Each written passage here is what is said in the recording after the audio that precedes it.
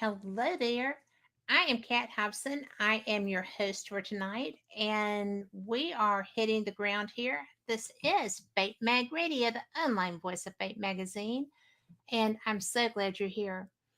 I have actually taken the show back, and I am so thrilled to be doing that. And I cannot think of somebody better to be doing it with. I reached out to Rick and said, "You want to come back on with me?"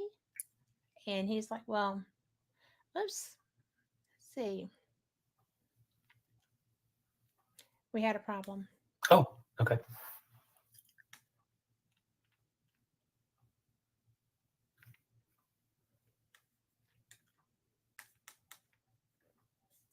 Okay, so It still says live. yes, yay. We had just a little technical glitch, and I'm going to tell you, when I very first started doing paranormal experience with Kat Hobson, oh my God, over 10 years ago, I I had no idea what I was doing. I was having to produce myself in all kinds of different platforms, Rick. It was so much fun that I had, fortunately, Right. people that were patient. It was hilarious. But I was just like so wigged out. It was so fun. And I I just love what I do, which is why I decided that I wanted to get it back to a little bit of professionalism. So here we are. And we have Lori already in chat. But Hello. anyway, this is Rick Hale. Hello. And he is the author of three great books on the paranormal. Four. Four now. Four now. Four. Get Yes. out. All No. right. Yeah. The other one, the my fourth and final one, Ghost Watch, came out last year, and it's I gonna be the don't have final that one. one. Yeah. Yeah. It's only been out for. I think it came out after the last time I was on your show. Well, I tried to follow you on Amazon and I didn't get a notification for that. So I will get one. I will send you a link if you'd like. I would so much like. In fact, you can put Great. it in chat if you want to. Okay. And You know what? I don't know how to do that. that's okay. Okay. You just send it to me and I will put it up on the Fate Mag page. Okay. Cool. Cool. So, and I am really excited that you are here. Oh, thank I you. am you're a busy podcaster. You are Yeah. doing you do every tell people a little bit about you because I'll just go on and on about you forever. Oh, But that's okay. I mean, you can talk about me all you no, want. talk about you forever. I get that. All right. Well, my favorite title of any book that I've read this year, or 2 years ago, The Geek's Guide to the Strange and Unusual Poltergeist, Ghosts, and Demons. Yes, that was my very first one. Came out in I love 20. that title. I You know, do love that title. I did. My wife thinks that they're kind of goofy that that the titles are so long. Like my second book was "Behold, Shocking True Tales of Terror." Dot dot dot, and some other spooky stuff, which was more of a memoir Mhm. of my own investigations that I've done over my, decades of Right. investigating. I've been investigating since 1991. I was 17 years old, and so it's kind of like it's a memoir, and some things that I've learned along the way through research and learned from other investigators. Well, if we didn't have other investigators, especially back when we started, Hmm. then we were kind of lost, right? Because you had to go based on feeling and sensation. And Right. You if you know, had a psychic that you knew, or if you were one, then you stood a good chance of understanding what you were experiencing. right. But When I first started, I really honestly believed that I was one of the only people doing it that didn't have, a PhD added to their last name, yeah. like Hans Holzer and other great parapsychologists. Um, so yeah, I mean, it was. I got a call from a friend of mine. She was having some weird stuff going on in her house. She had a young girl that was staying with her at the time. She actually helped her get out of a really bad um, situation. And s- I really do honestly believe to this day that my very first investigation was actually dealing with a poltergeist. I do believe that this girl was experiencing some recurrent spontaneous psychokinesis, which is the longtime theory on what poltergeists are. And yeah, and it was I left early that morning. I was like, it was one of those things where it's like I need to know more. I need to look into this more. So Yes. yeah, that was it was quite the first investigation. I can only imagine because telekinesis is very strong. And Yes. people, when they think of that, they're, ooh, Carrie, things of that nature. And I guess in extreme case, if you wanted to walk it out like King does, would would take you there. But Hmm. something that I have found is that the stranger the case and the more research I'm doing, then the more fun I'm having and the more I can help also. I have abilities, but I I do would not. much rather, well, mine are sometimes great and sometimes, yeah, but when I use them, nobody else is getting the evidence, right? Sure. And I want evidence. So I would prefer to use equipment, Hmm. and I can kind of guide to what or where I feel something is, Right. and I can read clients' energy and tell if they're there for looky loos or if they're really having a problem. I had one client many years ago that was in a family environment where she was living with a mom who hated the dad, was telling the girl all these terrible things about the dad. The girl was, she loved her dad, Hmm. and um, and these were practitioners of the craft, but they were not doing it in a positive way Hmm. because of the anger issues. And the young woman was cutting, but no one knew that she was. Yeah. And I mean, I'm at a house in South Alabama with a teenager that's in long pants, a long sleeve shirt, a sweater, Yeah. sitting outside talking to me. And I just looked at her and I was like, "How long have you been doing that?" And she was like, "What?"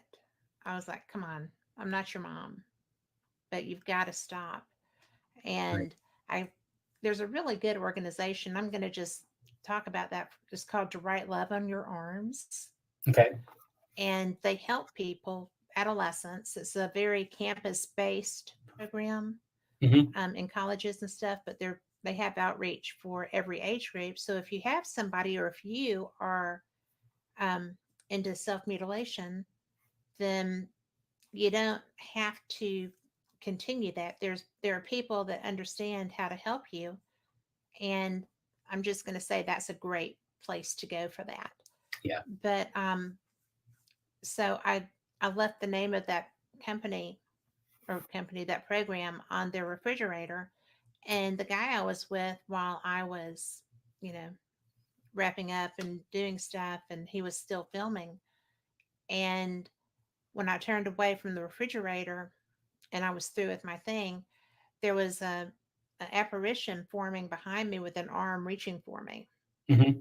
And I was like, I'm glad you didn't tell me that then. Thanks. I appreciate that. Yeah. Because I didn't want to have anything, because it was trying to distract her from being helped, I Right. think.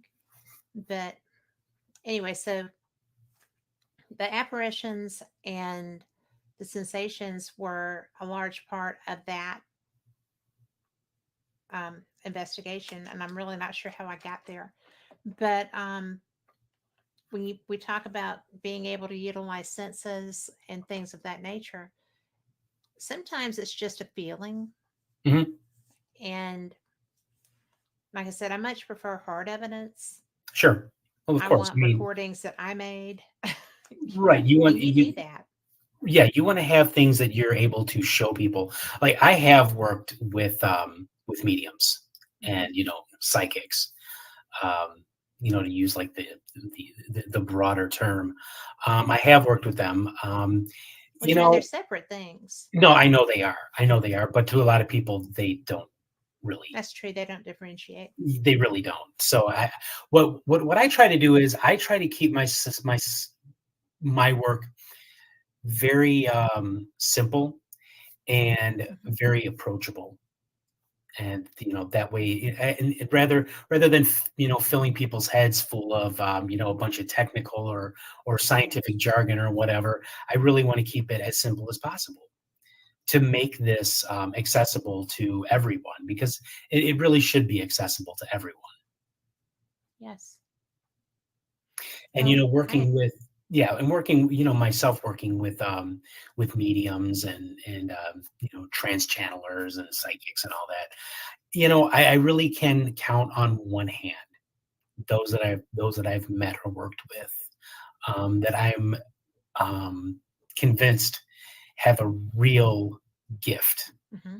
or as one thought it was more of a curse than a gift, That's true. but she chose to use it anyways.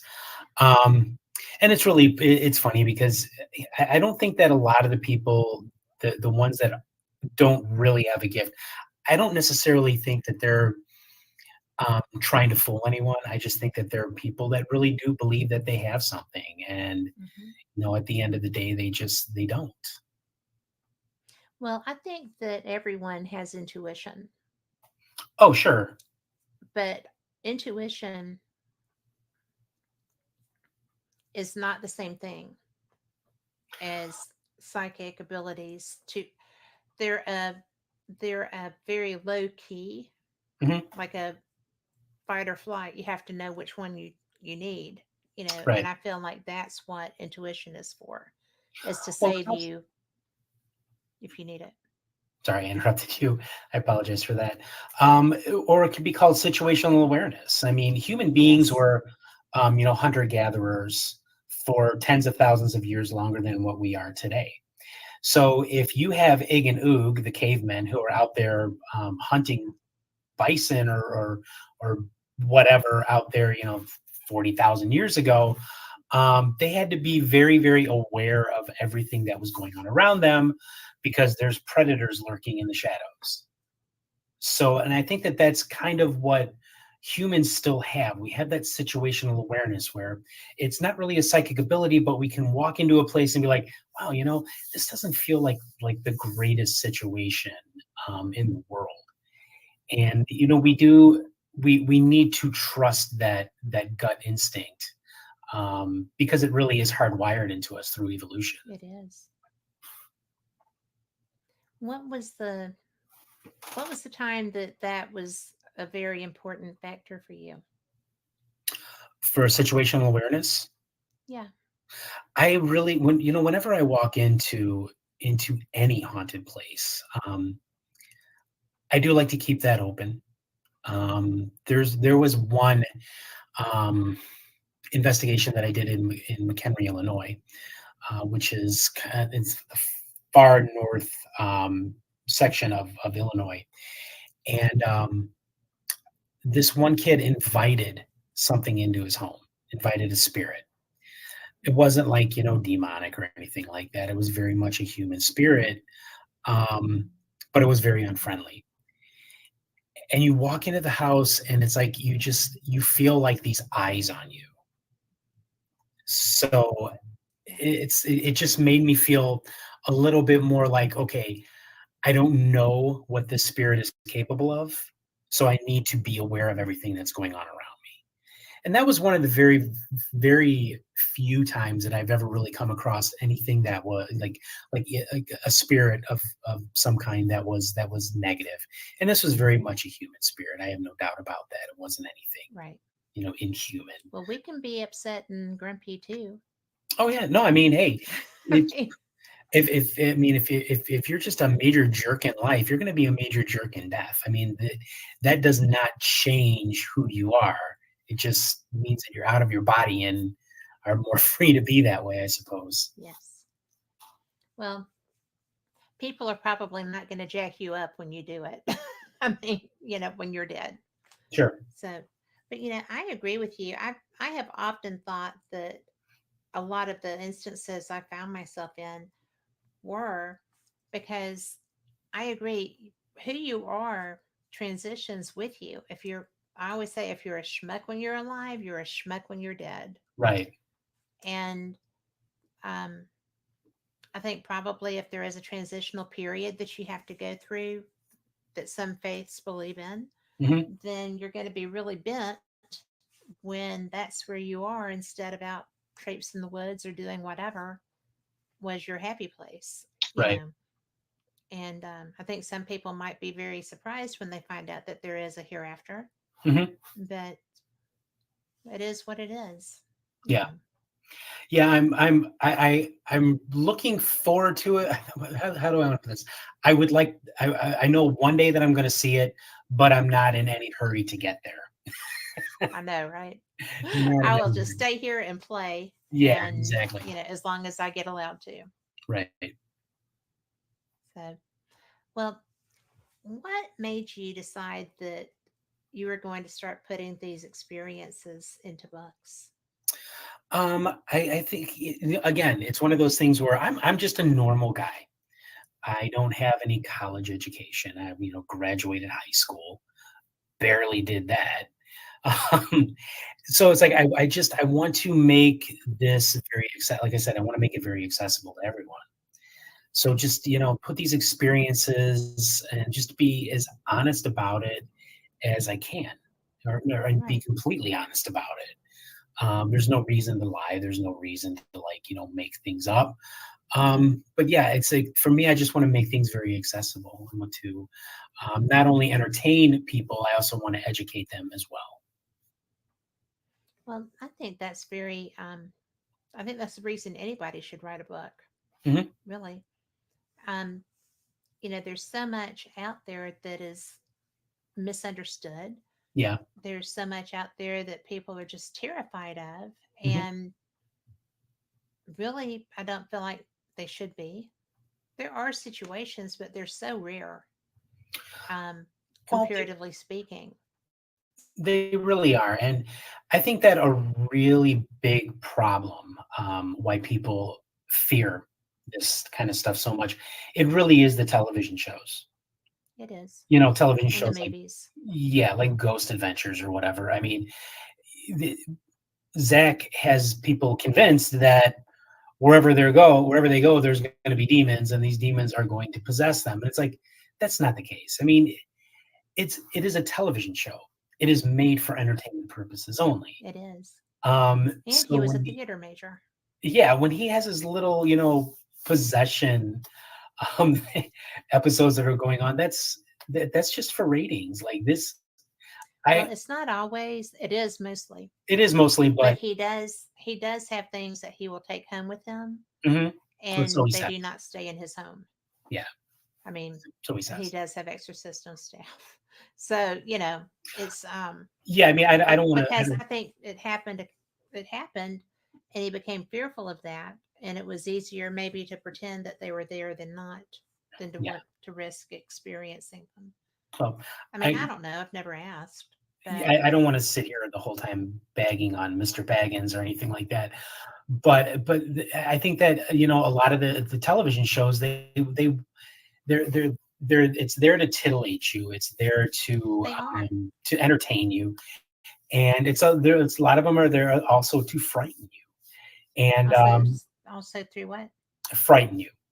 Yes. So there has to be some kind of balance because, like for example, my very first experience with a ghost, I was 8 years old. I was very young.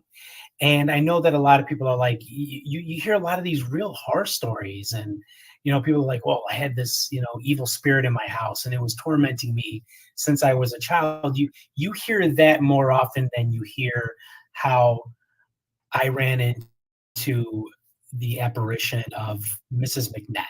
Was a former tenant in my grandparents' house in Franklin Park, Illinois, which is just on the northwest side of Chicago.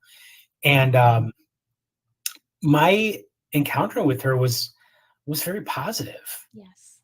and I wasn't frightened of her. but I knew that she wasn't human at the same time. So that kind of just, after having that encounter, that really, set my life in course. Um,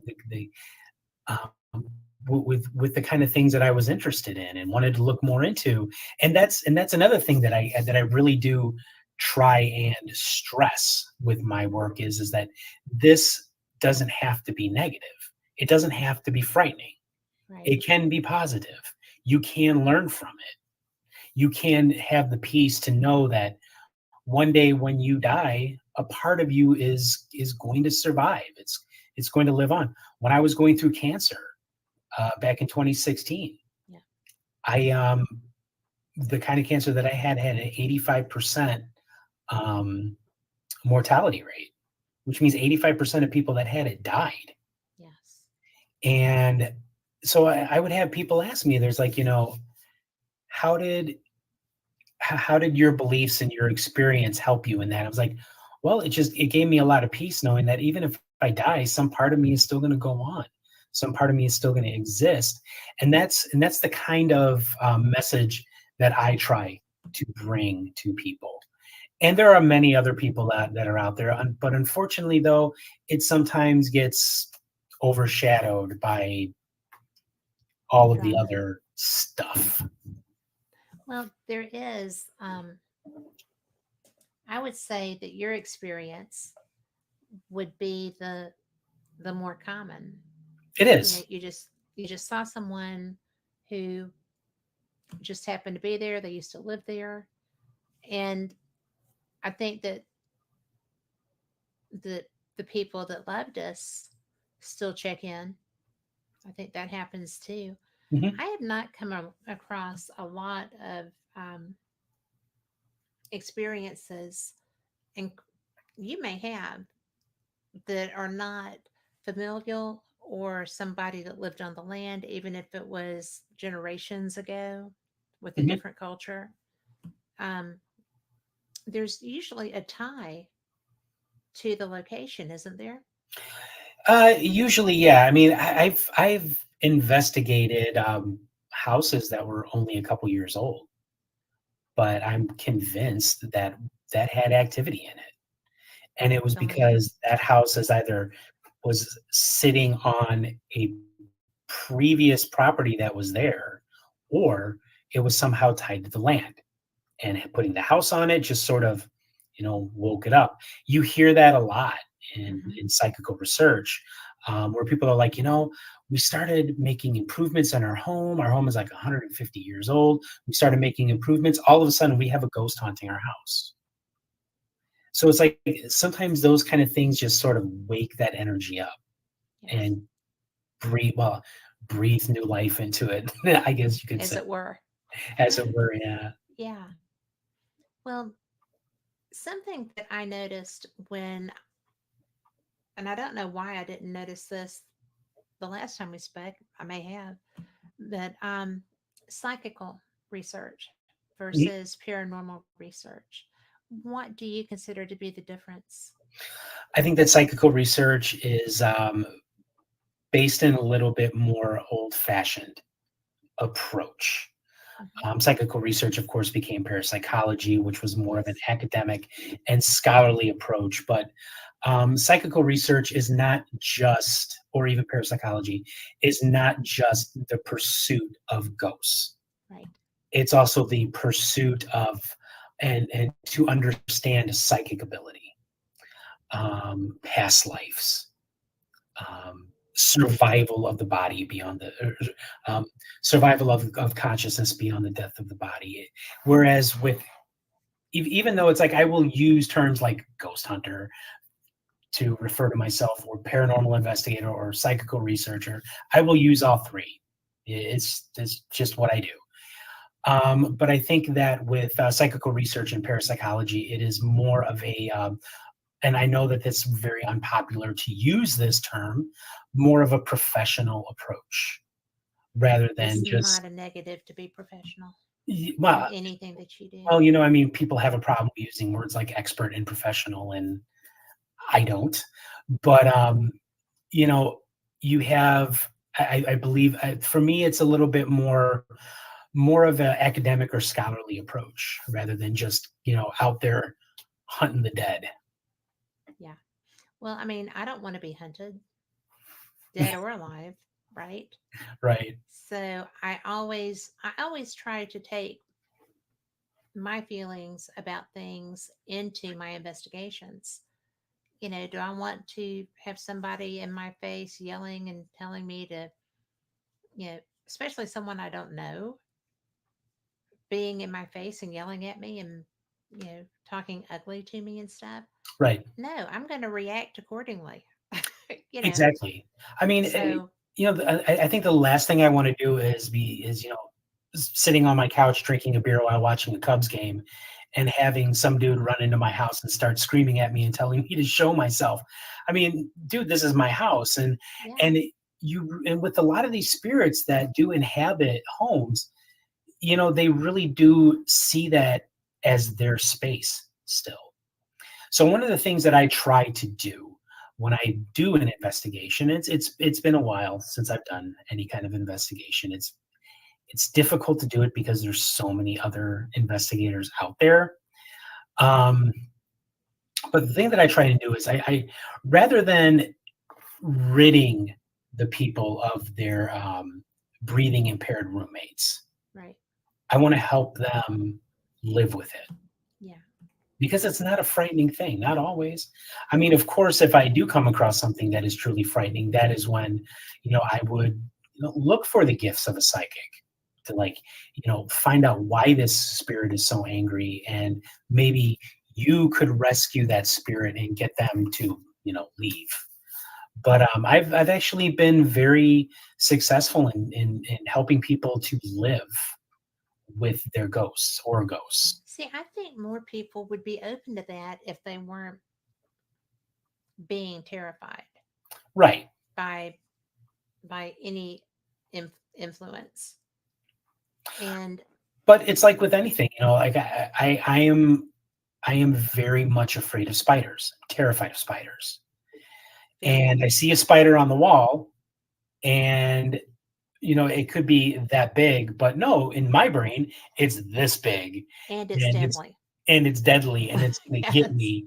I'm So like that with snakes. yes, so to my phobic mind about spiders, it's like I'm going to kill it. I'm going to squash it. I'm going to rid myself of it, rather than really looking at it and saying, I'm going to try and understand this guy, and I'm going to leave him alone. Which sometimes I do. Like if I see a spider up in the office here, like up in the corner, it's like, hey, he's not bothering anybody. I'm just going to leave him alone.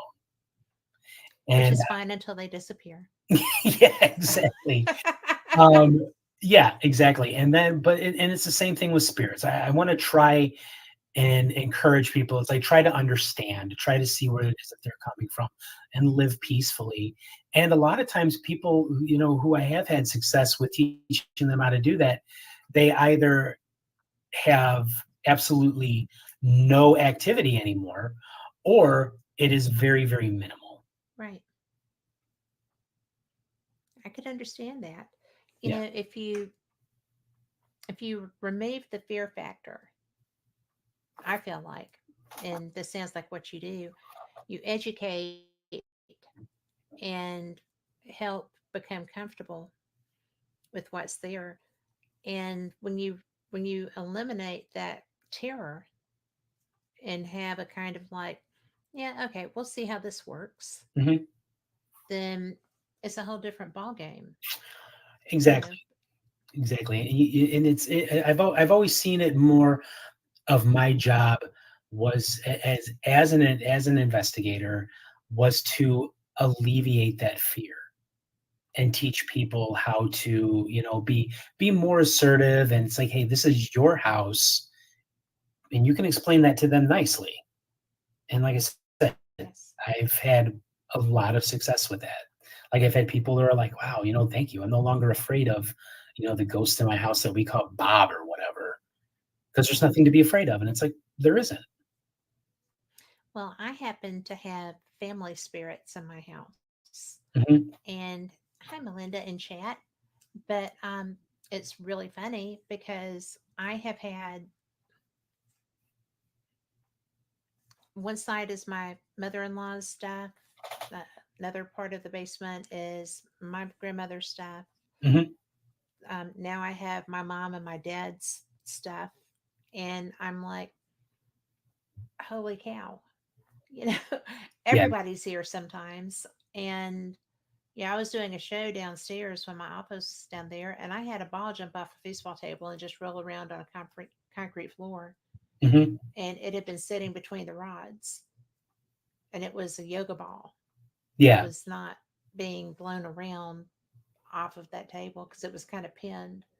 And I was like, because I saw it moving because I was facing out that door, and I'm like, don't do it. Hmm. Do not do that.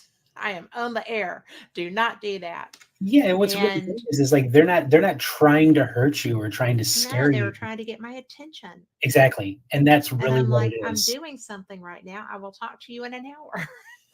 you know, please have patience with me. Right.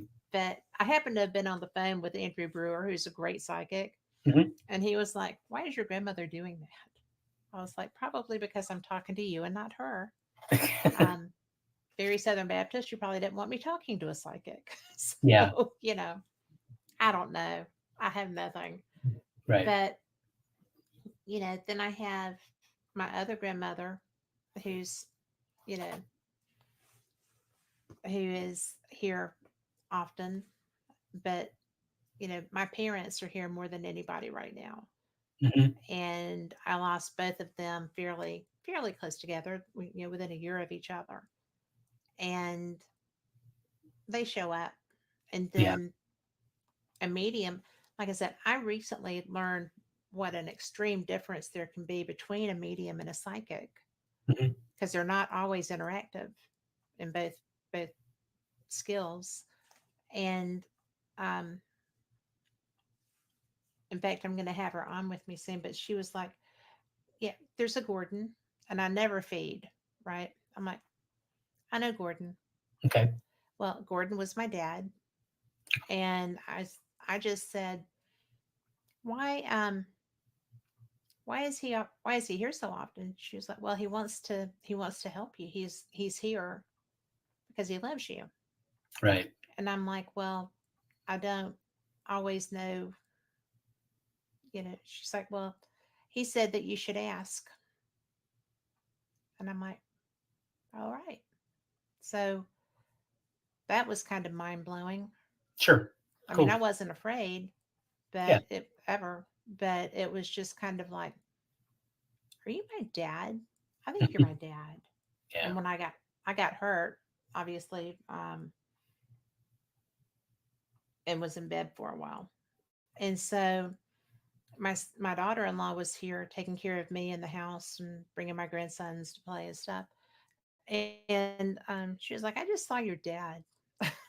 And I'm like, what? She was like, I just saw your dad. He was like looking out the doorway. And I Hmm. said, well, did you say hi? I mean, if he's, he needs to know he's not scaring you Right. if you saw him. And so that was an interesting thing. But one of the things that you had wanted to talk about, and I want to talk about it too, because I had nothing like what you did, Hmm. but but it was close for about a week or two. But you wanted to talk about people with disabilities working, investigating in the paranormal, because there are Yeah. challenges. No, there are And challenges, but um, just to kind of like tell everybody why this is such an incredibly important um, topic for me. As I mentioned already, in 2016, I was diagnosed with a rare form of soft tissue cancer called synovial cell sarcoma, and I had a baseball sized tumor growing in my left ankle.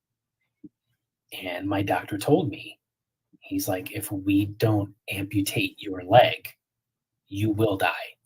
Like I was told, you have this long to live. that's So I mean, very it is scary. It's a no brainer, obviously. Like right. take my leg. Were you going to say? Oh, I'm sorry. Were you going to say something? Well, I was going to just, I did have a question, Sure. but was it was it a time frame that you went through as you were adjusting to this? Was it an urgency? Um, what did you have time to kind of understand what you were what you were facing? I had 2 days where I had to make the decision. 2 days. 2 days, and it was like you need to get rid of it now, That's so aggressive. or else. It was very aggressive, and and I did, and I had my left leg amputated below the knee, so I've got like my knee, and then maybe 3 or 4 inches of my leg, so like the foot and ankle up. Um, and it came back again in 2019 and took 30% of my lung. And but the point that I'm trying to make here is that a lot of people who have disabilities, we tend to use two words, I can't, or we hear people who tell us you can't do this or you can't do that. And considering the fact that the paranormal, it affects us all, not Yes. just a few, and even with people with disabilities. Um, as a disabled person, I know that I can put my leg on and I can get out there and I can have it on for hours on end and investigate. But I do have to be careful, obviously, because I don't have any feeling underneath that Right. foot. Can't feel anything.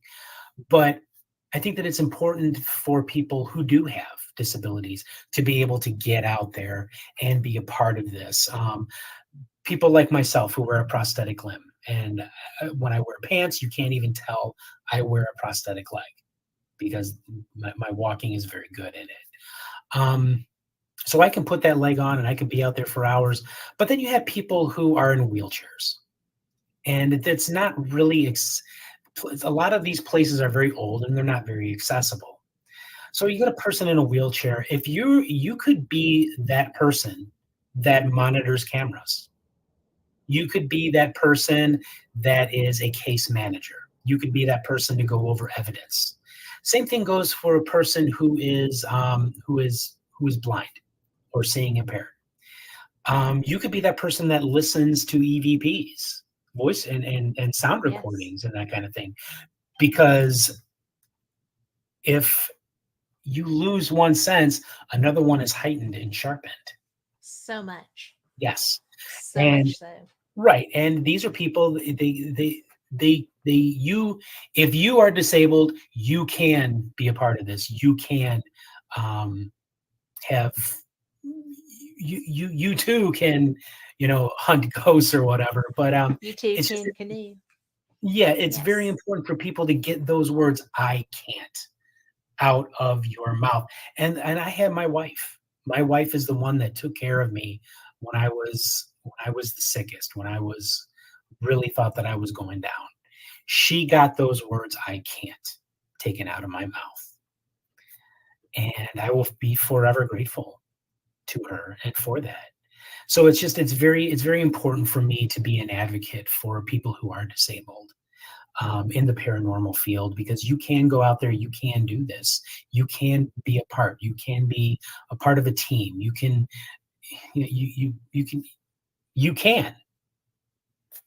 rather than You saying you can. can't, you can. So I And I think that's hate very the word important for people to can't. understand. I do too. Yeah. And, you know, that is such a conditioning thing Mhm. because I would venture to guess that it probably took you a day or two to to lose that terminology It took because me it gets put into our head so strongly. yeah. And then, because your psyche is freaking out because, oh no, I have limitations. Mhm. Ah, I can't do, you know, I, I was in bed for 3 months basically. you know, it Mhm. was because it had to, calcify and all this other stuff. But, Right.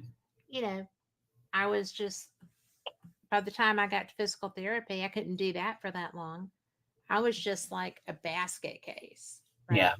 I was terrified a dog was going to jump on my leg or something like that. And then, because they told me if I displaced it, I could lose it.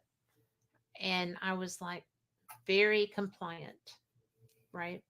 Mhm. And I cannot even fathom to have something that was moving so quickly that you had to make an on the spot decision about that.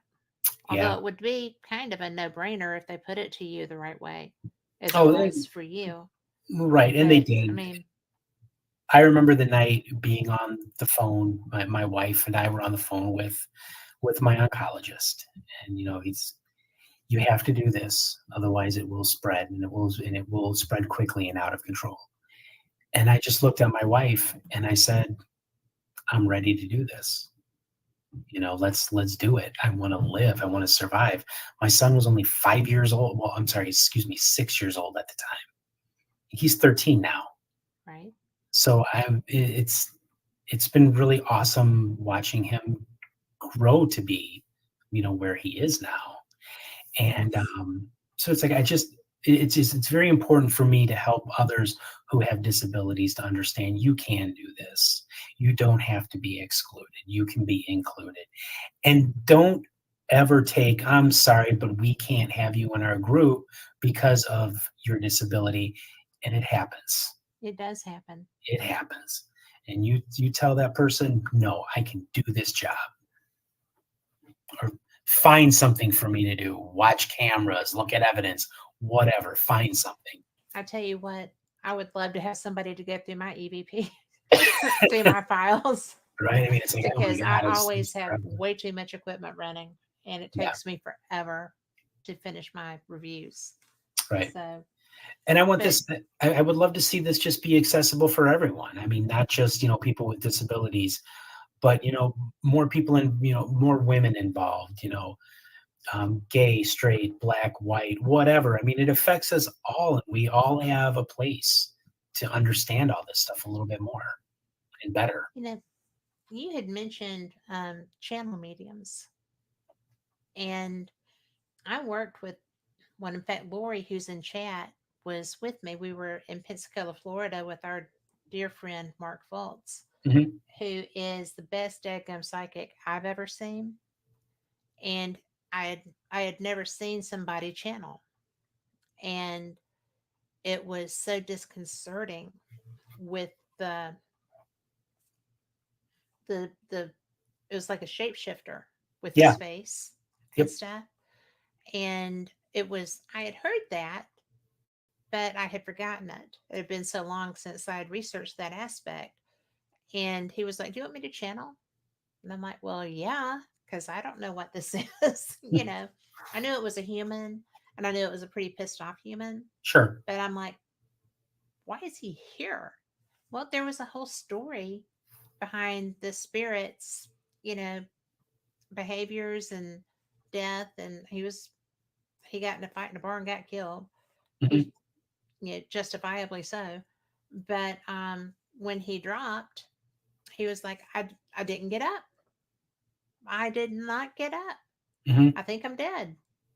So he jumped up. The spirit jumped up and ran to where his friends lived that would take care of him.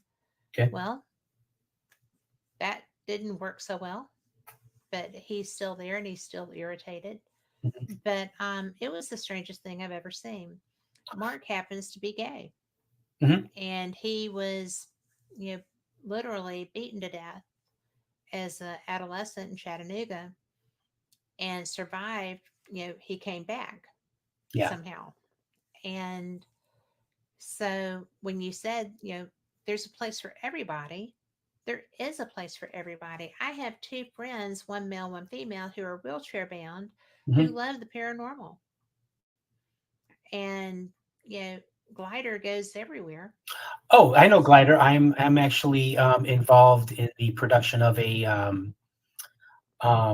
documentary oh, called okay. yeah, called Paranormal Disabled. Hmm. Yeah, I'm involved in the production of this documentary with him and, with Christina Bowen. Um, she is blind, And right now they're trying to get the money together for this kind of thing, for this documentary. But I'm hoping that'll happen, because I think that with the documentary like that, that'll really change a lot of people's minds, and I hope a lot of people's hearts.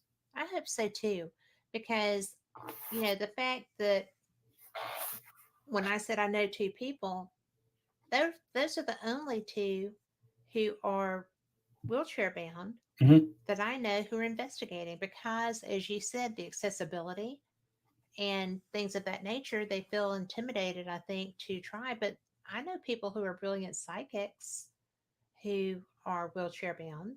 Sure. And I mean, just because some aspect of you doesn't work the way that, you wanted to, doesn't mean that other aspects of you aren't more enhanced as a balance kind of thing. I do think that happens. Yeah, no, I agree I've completely. I've seen it. Right. So I think that's interesting that, out of the two people I know, you're working on a documentary with one. Yeah. So Yeah. I So I'm hope the really, funding for that just flows right in. yeah, I'm really looking forward to this. And, like I said, I really hope that it changes some hearts and some minds. Well, I hope so too, because, when I met Glider, it was at my first Gettysburg Battlefield Bash, which, Hmm. by the way, I'm going to next weekend, and I'm going to be doing some stuff from there. But I did not know what to make of him, because he is one of the most positive, nicest, most happy go lucky people most of the time. Right. And, you know, my dad, full disclosure, my dad ran a rehabilitation hospital here in Birmingham. Okay. He was on the administrative side, but I was very involved. He was the person that made, handicap curbs be blue and Sure. stuff. So, well, he was one of the people that initiated that program. But so I've been around people, quadriplegics, paraplegics, um, all kinds of differing things, because first he was in vocational rehabilitation and then he moved into the other. So when I met Glider, I'm like, you are so awesome. Hmm. And I'm so glad to meet you. And I think that he is one of my favorite people. I mean, I really do. I think he's a brilliant investigator. I think that he's a nice human, Yeah, he and is. I like nice humans. But you know, I just think that, and I really love that when I go to events like the Bash, Hmm.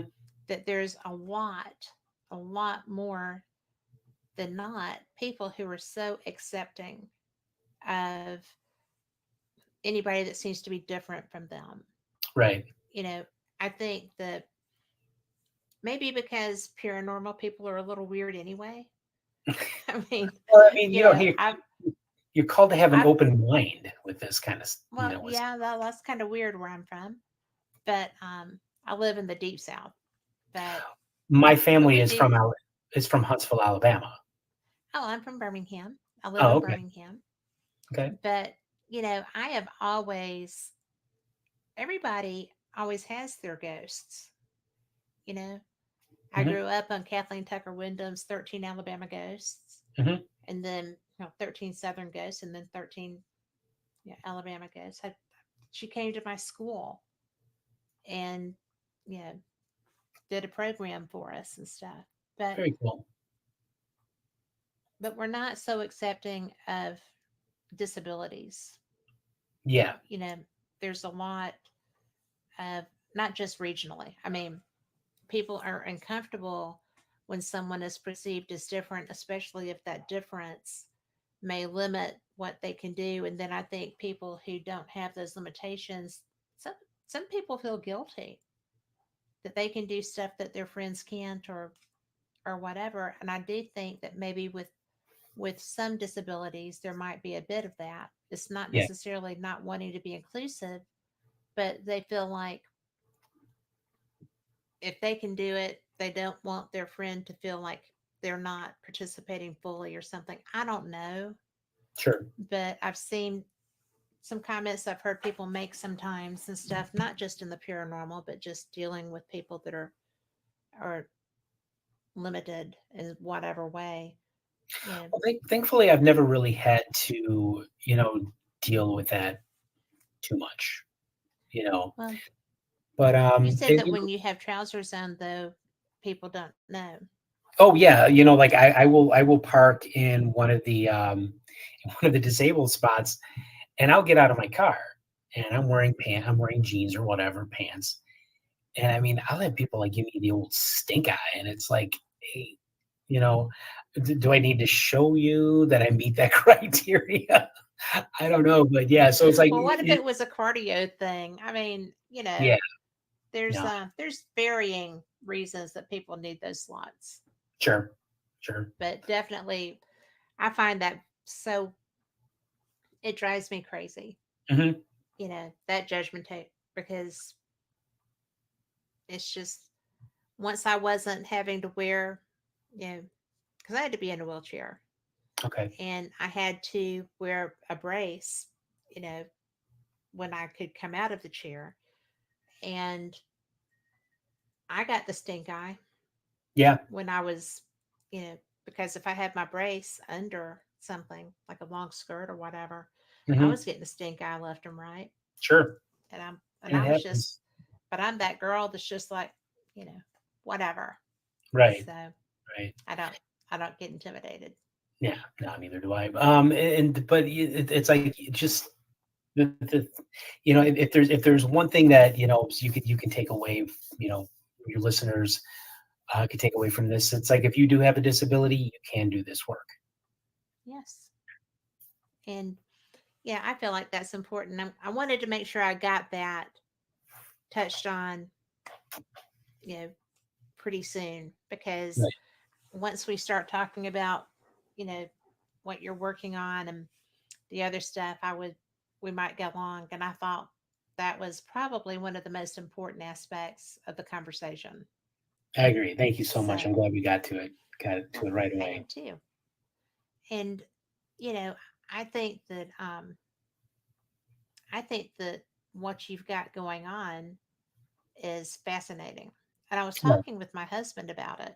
Okay. And, you know, when when I told him your idea, and he was like, "Oh, so there can't be anybody like, you know, setting something up or doing something sneaky, Exactly. bringing the And paranormal into the room or whatever." And exactly. I thought, you guy, he is just, my husband is wonderful. He fully supports all of the weird things I do, UFOs, aliens, ghosts, whatever. Um, but he is very cognizant of the fact that people are shady as all get out sometimes.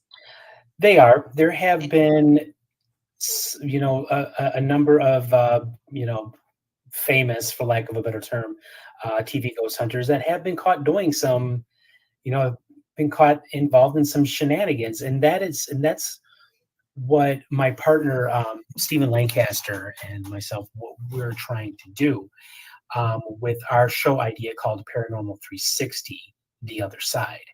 Now, this is the way we like to characterize it. With a lot of the TV shows, all you have is like a forward, um, pointing camera, and all you see is the investigator doing whatever, typically in the dark, with spooky music that gets edited in later on. With Paranormal 360: The Other Side, the idea is this: we're telling the story from the perspective of the house or from the property where it is, where the activity is going on, by using 360 cameras. So these cameras would be set up, and it would get everything that is going on around you, because a lot of people, they don't realize it with these television shows. Um, sure, they claim that oh, it's only us, the investigators, but really behind them is standing a producer, a lighting guy, a couple of camera guys, a guy with the boom mic. Um, I think my son and my wife are going somewhere. Sorry.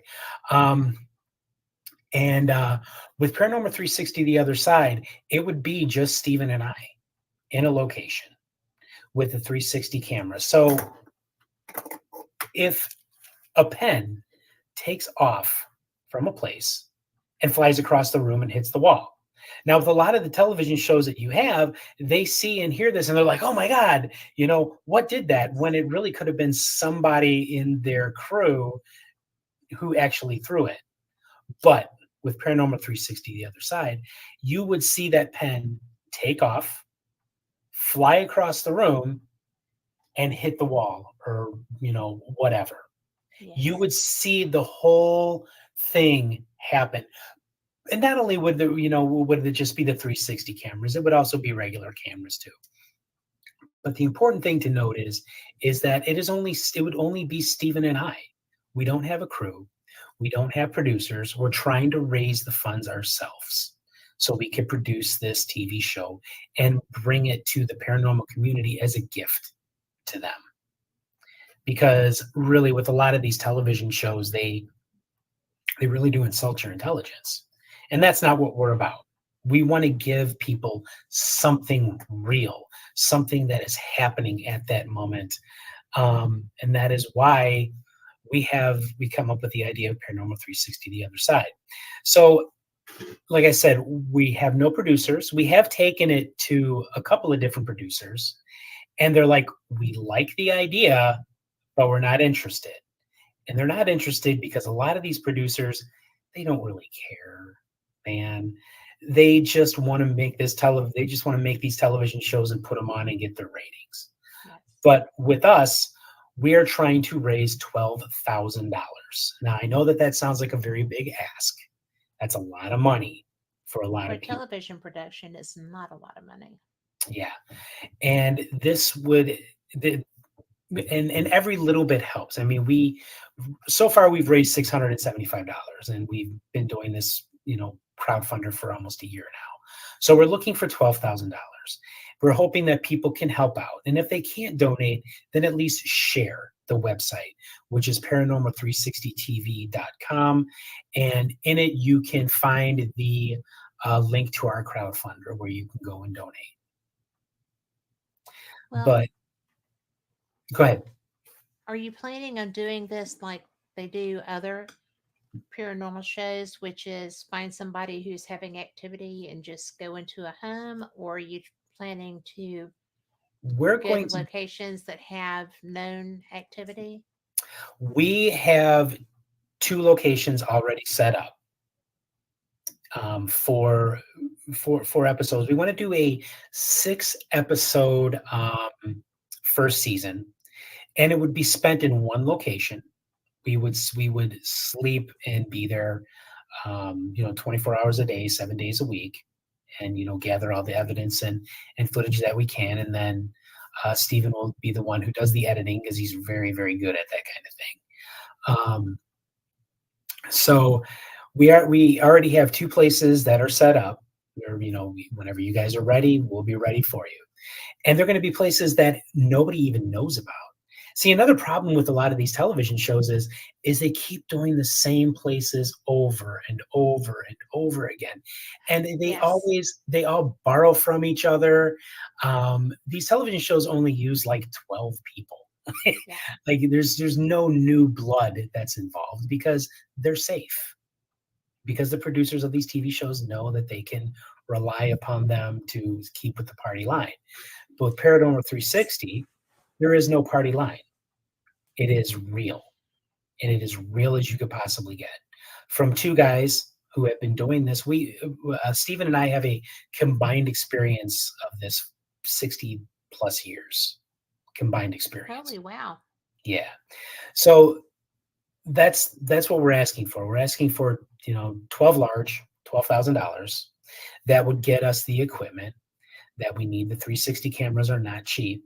That would also deal with like travel, because I live about 40 miles north of Chicago. Okay. Stephen lives in Beulahville, North Carolina, and the places that he has set up are in North Carolina.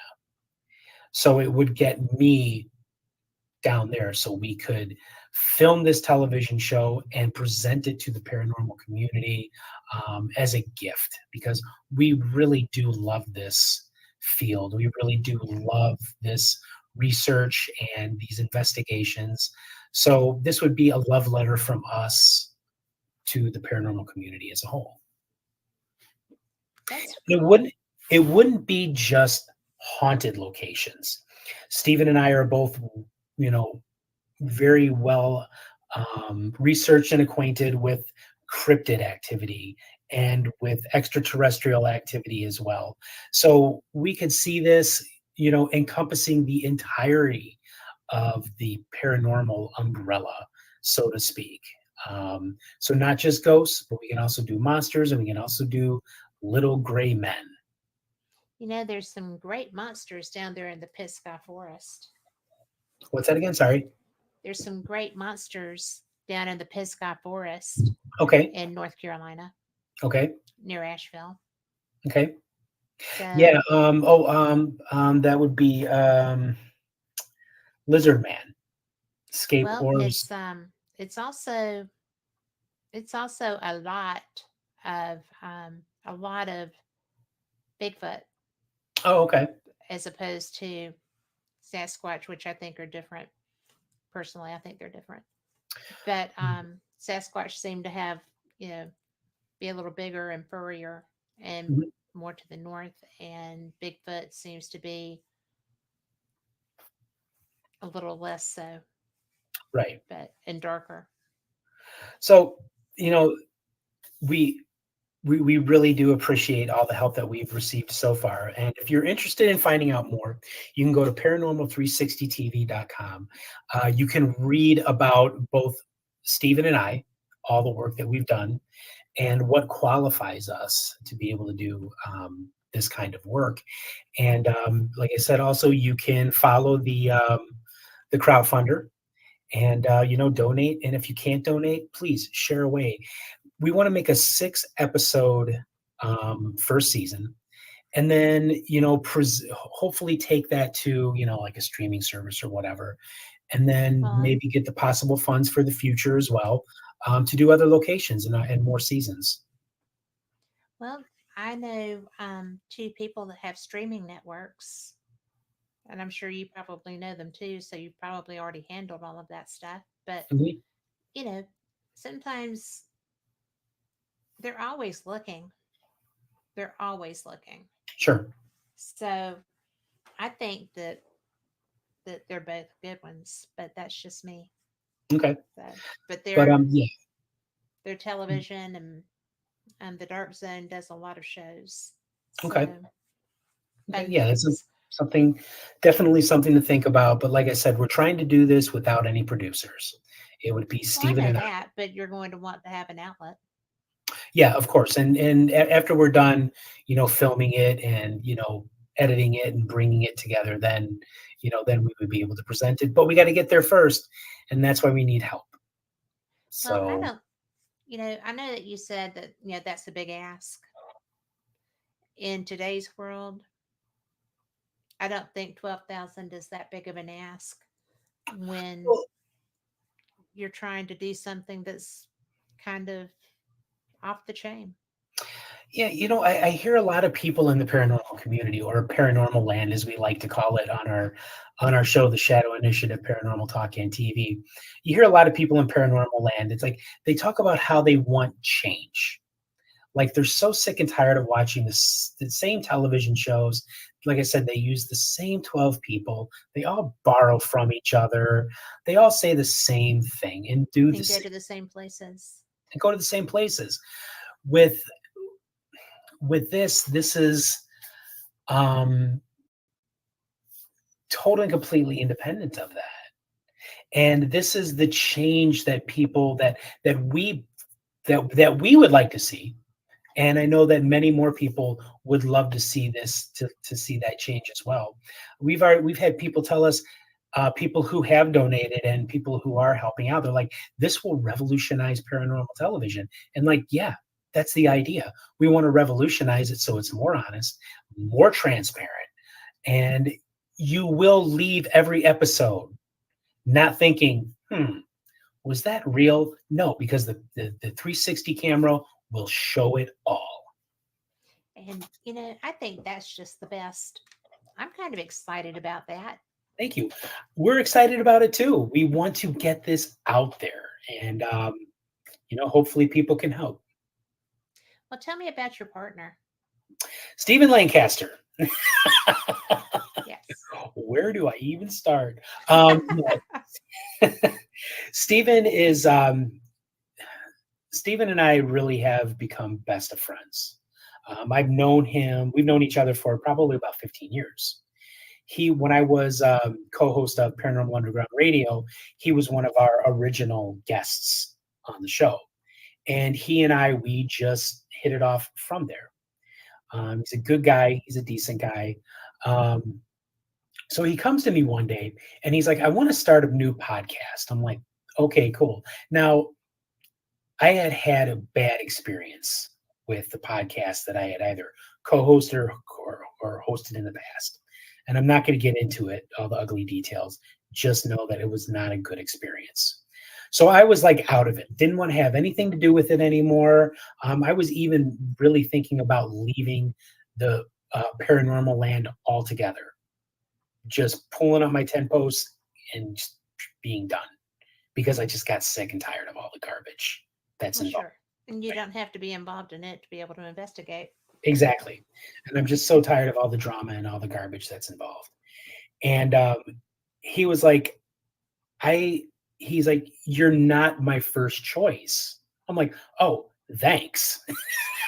He's like, but you're the best choice because I talk to different people and asking them, and they all have something that is wrong, or they're involved in something that's shady. But I come back to you, and I can't find anything wrong with you. And it's like you're right, because I'm not worried about ratings. I'm not worried about starting drama with people, or being involved in the politics of paranormal land or whatever. I just want to tell a good ghost story. Yes. And I think that that's what we've really done with the Shadow Initiative, Paranormal Talk and TV.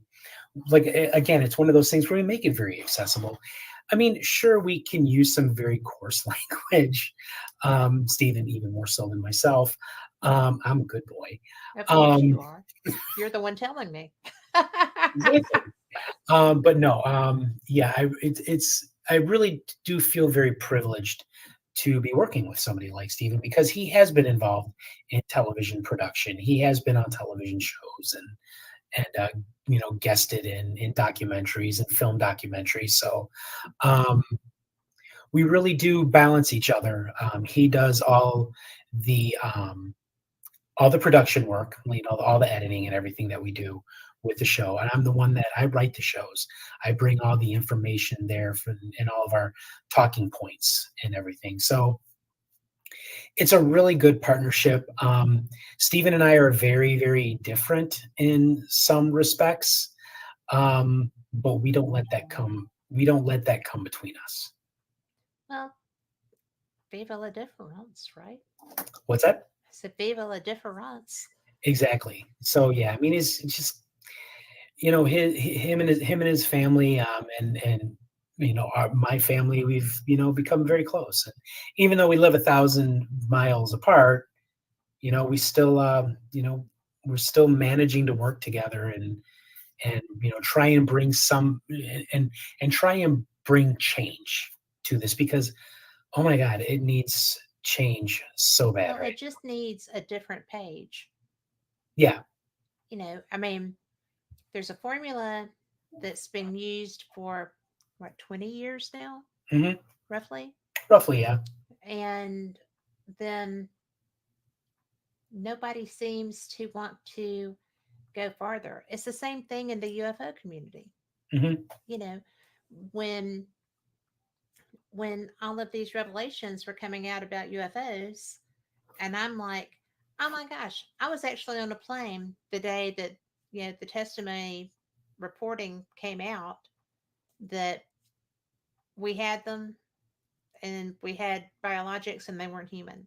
I Hmm. was in a plane the whole day on my way home from a UFO conference. Hmm. I'm dying there. And I'm like, I've got to get out of this plane, get me home.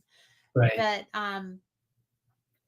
it was that I thought that was going to be like a big change Yeah. in that field. And I know that the market is saturated in the paranormal. Oh yeah, It it really really is. is, because I am going to what I think is one of the best conferences on the planet for paranormal. And it's all people, for the most part, that I already know, that I like so much. And I'm just thrilled to go and see them. Hmm. But, they all know each other. That, especially the New England community, is very tightly knit. Hmm. And they do all know each other. But they live, I mean, those states are like stacked on top of each other. It's a 2 hour drive to get to anywhere up there. And I'm sitting there thinking, I have to drive 4 hours just to get to, Tennessee. So, or Yeah. the part of Tennessee I want to go to. And it's just kind of like, that's old home week. And I'm like the alien, you know, Sure. but I just love it. And full disclosure, I've been on a show, but Hmm. I was on a show where the producer and the camera person were the only people in the building with the talent, and they were investigating too. Hmm. The producer was investigating, as well, along with the talent. And it was really funny. Well, But don't get me wrong. There are, some, television producers, very few of them, who really do care, who really do believe in this field, in the yeah, well, phenomenon. this producer was having a blast Oh, because cool. she was in a place that had activity. Hmm. And I think that, I'm just going to say, it was at the old Paulding Jail, which is doable for you from Chi-Town. Sure. But it's in Paulding, Ohio. Yeah. And that is the most haunted place I've been. Pretty, is that right?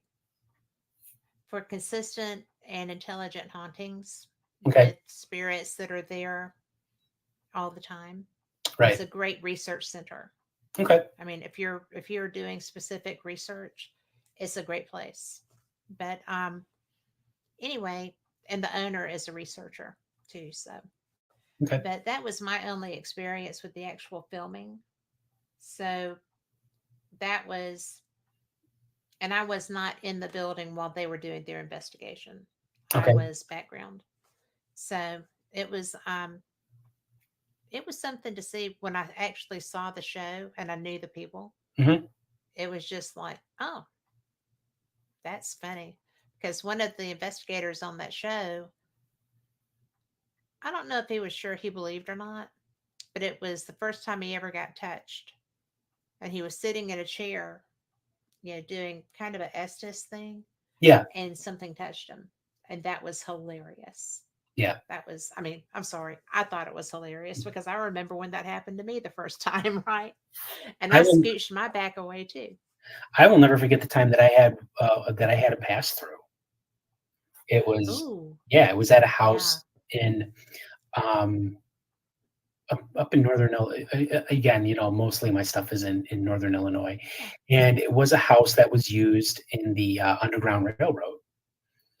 And Okay. one of the spirits that haunted this house was a little girl, and we're up in this second story bedroom, and all of a sudden I feel like just this cold breeze like pass through me, and like all the hair on my arms stood on end. I had goosebumps all over the place, and I had never had this happen before.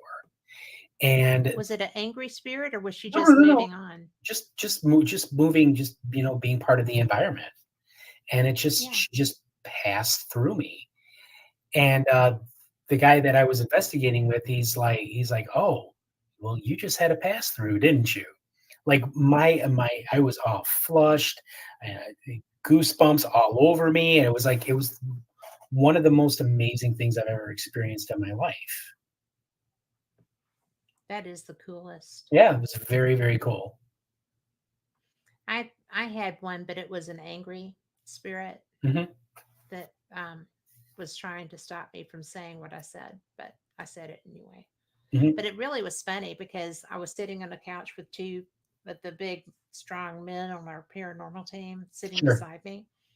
and my research partner was filming, and it was so funny because, you know, I just got this vibe that these spirits were being intimidated by whatever was there. And I was like, no, nobody has the right to make you stay here. Hmm. If you want to go, you can go. You don't, no, you're not, no human spirit can have anything to do with you. So Right. if you want to go somewhere, just go. And about that time, I got this big whoosh in my face. I mean, like my hair blew. And the two guys that were sitting next to me were gone. And I'm like, you just left me there? Hmm. You didn't know what was happening and you just left me there? So, and they did. They totally did. So, but that was, I feel like that was a similar thing, but that was somebody who was very angry and felt like their control was being challenged, and they tried to intimidate me, which would have made the other spirits intimidated.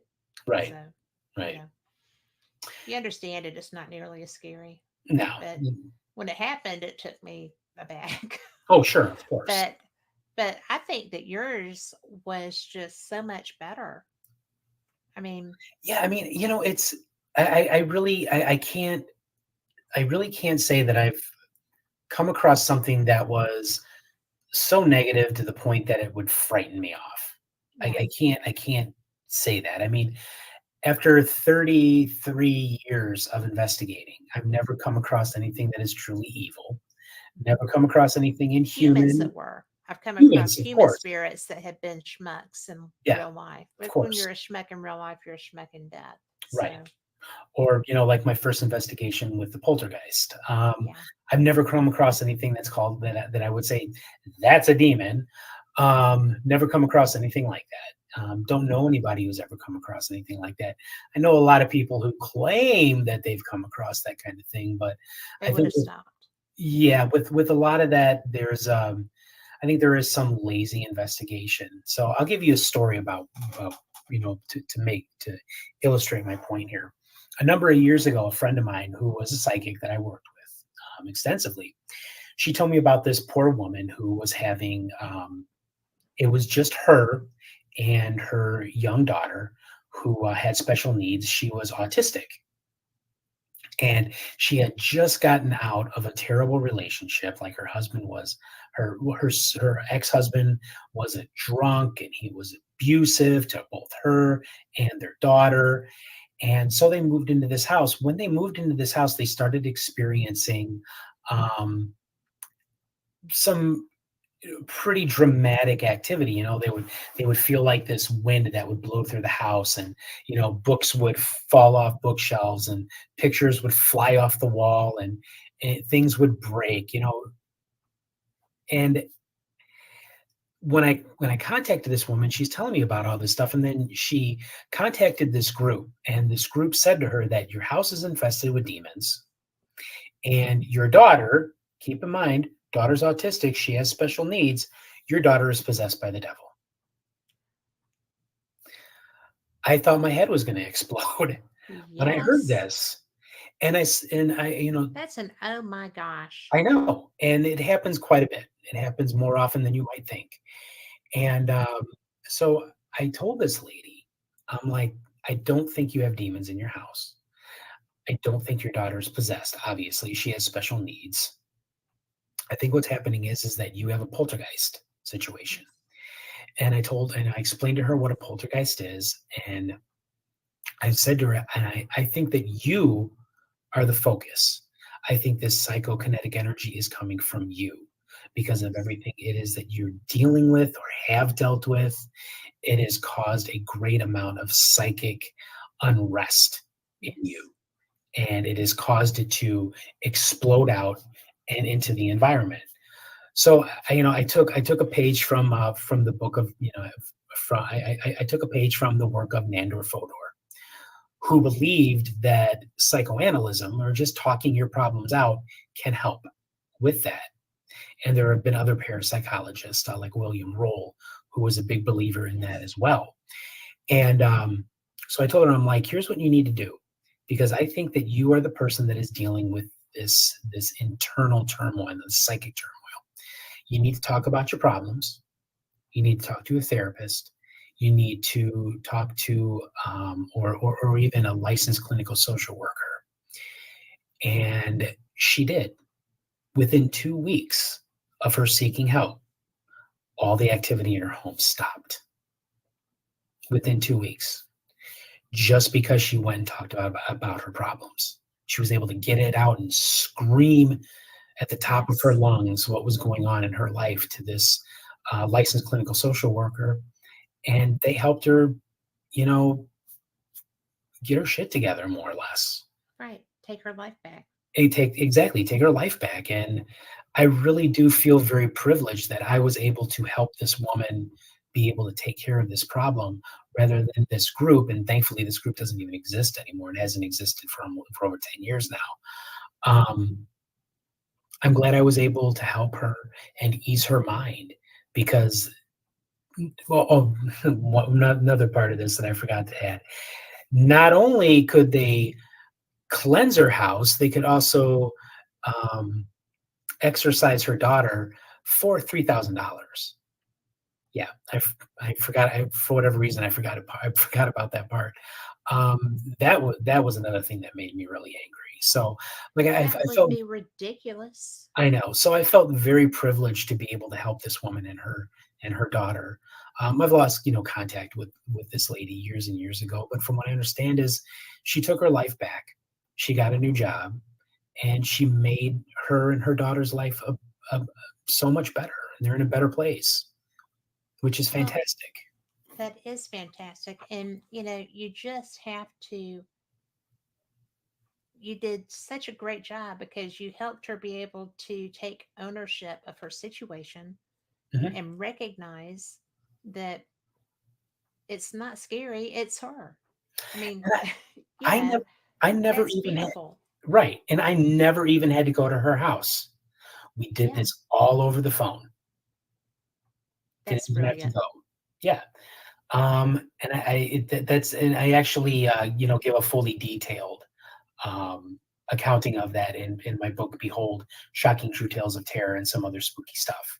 So if you want to pick that up and read that, that is in that book.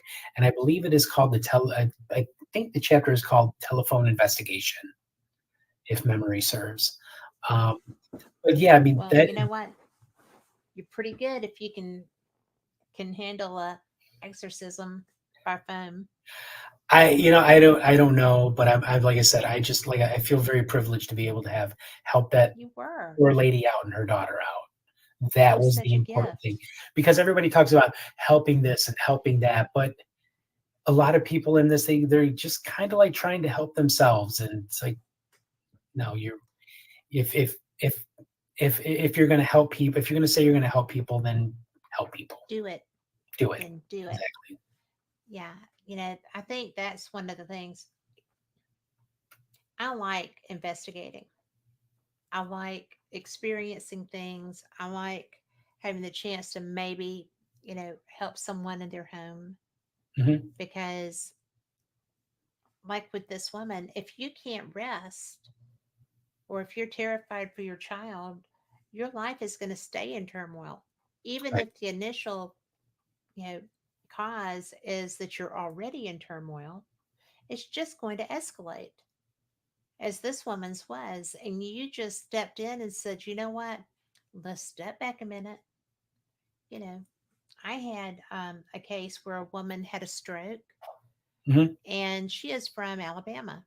Okay. And whatever happened as a result of her stroke, she had a French accent. I've heard of that happening. Yes, Yeah. it has a very specific name. It's a very specific stroke. Um, but so I went to her home because she was terrified. Hmm. But I mean, as we finished going through the house, and there was activity. I mean, I was getting her name called across the voice box, and other things happening as well. Sure. And the way I mean, it was like Jen, and it was my spirit box. I knew there was nothing doing it. It was like it was just like almost. drawing her name out so long. Hmm. But all this woman was freaking out, Sure. and but she was enjoying the freak out to an extent. Okay. Um, it was it was something to talk about. It was something, but when it started getting very name specific and stuff like that with her, she started getting concerned. Sure. So, you know, and so we're going through her house, just walking around, and she's like, "Well, I want to show you something." And I was like, "I'm here. Show me." And she came out with a little voodoo doll. Hmm. And I'm like, "Where'd you get the voodoo doll?" Yeah. you know? And she's like, "Oh, well, my daughter found this outside and she just brought it in and gave it to me." And I'm like, "Well, okay. There's your problem. Um, why'd she bring it in and give it to you?" And she's like, "Well, she just found it and thought that I would want it, but I'm scared of it." Uh-huh. I was like, "Well, then take it outside your house." Hmm. She's like, "Well, I don't know where she got it." I said, "Well, but not inside your house. It didn't come from inside your house. And will you take it with you?" I said, "I'm not. No, but I will tell you, just take it outside someplace your daughter doesn't know where it is and dispose of it. Bury it, put it back in the ground, do whatever." Because it had obviously been buried. It was dirty. Right. And but she was like, "Well," but I was like, "I'm not taking it with me. I have my own problems. I don't Mhm. want to take yours with me." And I do know something about voodoo because one of my friends is like the voodoo queen of New Orleans, and she talks to me if I have something that I find very strange, something like that. Right. But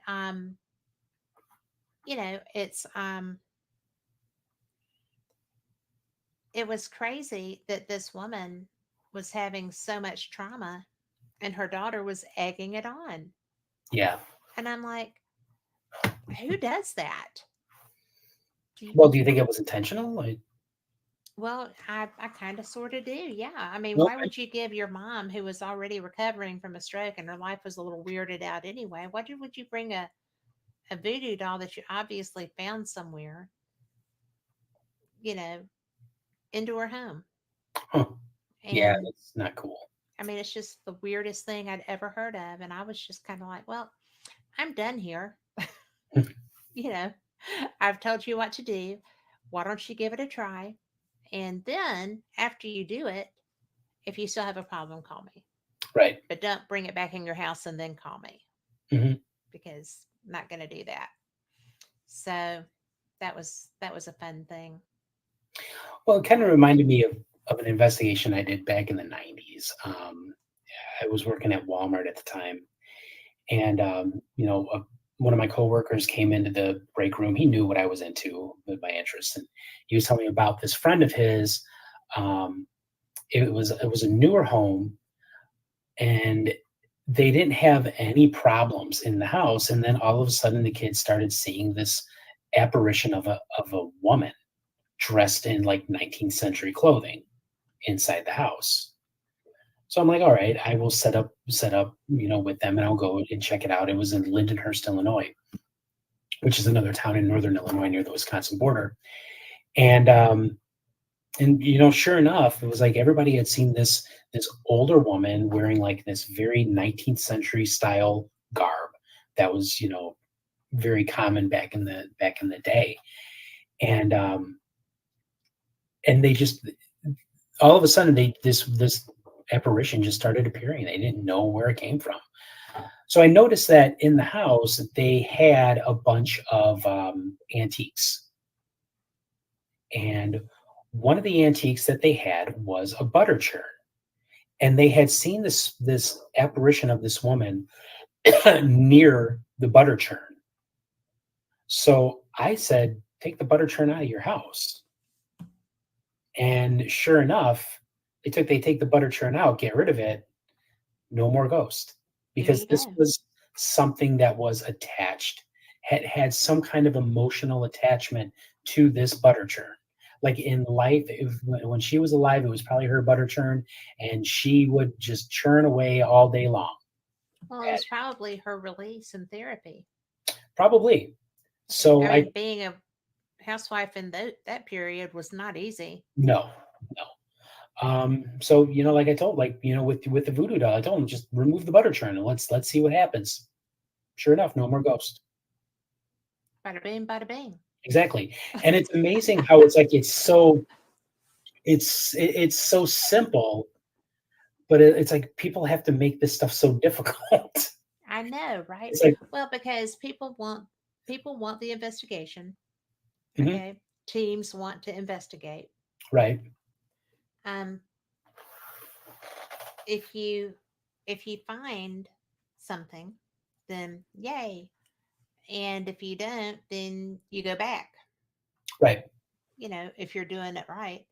So I've done several investigations where I've had to go back 2 or 3 times, yeah, and that's what happens. It's like, I know that, like, people nowadays, like, they want that activity to happen, like, right away, and that's just not how it is. It is it's not real life. spontaneous, right? It's spontaneous activity, and it's called that for a reason because it just happens. Hmm. And if you are dealing with, an intelligence that has survived the death of the body, these aren't circus monkeys. These were Nope. people, and you can't force them to do parlor tricks and and play along. You can't do that. It's rude. Well, it So is rude. yeah, one of the things that I tell people if I talk to them on the phone and set up an investigation, um, don't talk about me coming. Just let it be a surprise. Yeah. And it's like, and if it isn't the intelligence that has survived the death of the body, it is a surprise for them, and they either run and hide, and then I have to coax them out in some way, or they're like, "Hey, this guy's pretty interesting. Who the hell is this?" It's like, hey, it's somebody that wants to talk to me. Somebody new and somebody who believes I exist. Exactly. Yeah. So, yeah, it's just it's so weird. It's like, but it really is all about trying to help people understand what's going on, trying to help them be more assertive, try and help them to not be afraid. And I think that that That's is the a really kicker. important part of our job. That's the kicker. And that's why I get so frustrated sometimes when you do have a program that is trying to actively instill fear of the phenomenon. Right. Because if, it's all well and good if you're looking for ratings, I get that. Hmm. But when you're doing something, as we've said earlier, not everything's a demon. Hmm. B, you need to make sure people know that that's such a rare thing, Right. and if you go in and you're provocative and you're rude, then a human spirit is going to kick your butt just as much as anything else would, Oh yeah, because and that's their space. right. And Kat, I'm not kidding you when I tell you this. I've had many clients when I come into their home, they ask they say things like, "Do you think I have a demon?" No, I don't think you have that. Or they're like, "Please don't speak rudely to our ghosts. Please don't provoke them." And it's like, well, where did you get that idea that I would be doing something like that? Because they've watched the television shows, and the Yeah. television shows have filled their minds full of stuff. Yeah. So it's like you kind of have to go in there knowing that okay, they've been filled, they've seen the garbage, so now you get to educate them and help them, Yes. you know, co try and peacefully coexist with what they have in their house, because unless that spirit wants to move on to wherever spirits go to, they're going to be there. Yeah. So you may as well learn how to live with them. Well, especially if it was a spirit that lived in that home or on that property, um, they have no interest in giving their home to a usurper. Right. And and really, why should they? Yeah. All I did was die, and now I don't have a home anymore. I can understand the logic that they may be bringing to the table, but by the same token, they need to understand that they did die, which is sometimes hard for them. Mhm. And that this is who lives here now, and if they can't coexist, then they need to work on that. Right. And or that's how I approach it anyway. But sometimes it works better than others. Hmm. But what have And you done if you sometimes, had a time that it didn't work? um, yeah, there was a house in Waukegan, Illinois, and this is one of those investigations where I believe that there was a naturally occurring portal in the Okay. house, and these spirits were able to come and go at will. Um, I remember there was an EVP that we got where I'm doing the EVP session in the front room or living room area, and you hear this voice come over and says they want us to come in through the window. So after listening to that EVP, I believe that that's where the portal was in the front room. And these, there was a mixed bag of both, like just run of the mill kind of spirits and spirits who were negative. And these negative spirits, they were not going to move on. They were not going to make these people's life any easier. And so we had to bring a psychic in to try and rid them of the house, rid these negative entities in their house. And the people wound up moving out of the house. Oh, Yeah. well, So so that was a very, very rare situation where that happened, sure. but it does happen. Well, did the activity follow them or did it stay with the house Didn't follow him. Just because they it's wanted the house? exactly, exactly. And one of the negative entities that was in this house was the dead husband of the elderly woman who lived there. She was an 86-year-old woman, and she was the one who was having a lot of the activity focused on her. And one of them was her dead husband. And in life, he was a real bastard. Oh, wow. Yeah, he was very abusive, very controlling, and he was not making this poor lady's life any easier. Well, who you are when you're alive is who you are when you're dead. Exactly. So yeah, I mean, it's like we tried to get to through. Uh, we did have a channeler at the time. Her name was Vicky. Vicky was able to channel the husband, the dead husband, and her. We were talking about this earlier. Her entire face just changed. It It's so got freaky. it got hard looking and very masculine looking. And he just told us that he is not going to leave. This is his house. That's his wife. He's not going anywhere. Of course, there was a lot more swearing involved in this, Sure. this channel session. And when she broke the contact or the channel, we were able to bring her out of it. And while the lead investigator and I were talking, and he says something like, "We're going to do everything I can. We're going to do everything we can to get rid of this spirit from your house." All of a sudden, Vicky's voice changes. Like she had already broken the channel. Her voice changes, and you hear a man's voice come out of her. "Oh, do you really think so?" Like that. Like he Boy, had that was a taken her. strong spirit. I, Yeah. yeah, I'm getting like chills right now just telling this story. But like I said, we saged the house. We tried to, our psychics tried to get these spirits to move on. They would. This negative entity would go nowhere, and these other spirits were able to just come and go at will through this naturally occurring portal. And the people were just like, you know what? We're done. We can't be here anymore, and they left. Unfortunately, not long after, the elderly woman, she did pass away. Um, but I mean, I hope that she was able to find peace in her afterlife, apart from this son of a bitch that she was married to for so long. I think, I really think that's a given. I think that if you've survived something like that when you cross, you're shielded from that. Because if if she were the victim, I feel like her distance, she would choose to distance herself from that. Hmm. And just like he chose to be there, I think she would choose not to. Well, I remember we were standing outside smoking, and this was I used to smoke at one time, and we were standing outside the house, and we were out there with the homeowner, and this one of our psychics said to him, "She's like this negative entity in your house is your dad, isn't it?"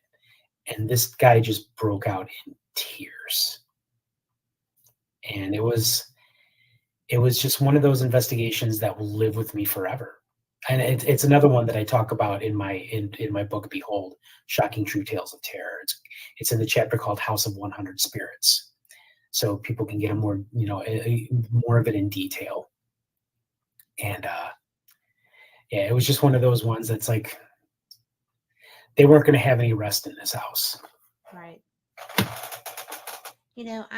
I've often wondered, um, because I don't think if it's a human spirit that demonology is going to work there at all, Mhm, because it's not what that's geared for. mhm, And yet I've experienced, um, we were investigating a family home, the team that I was with at the time, and the child's bedroom was getting a lot of activity. And we saged and we cleansed, and everything felt just peachy. I mhm, mean, the energy was different, and we left.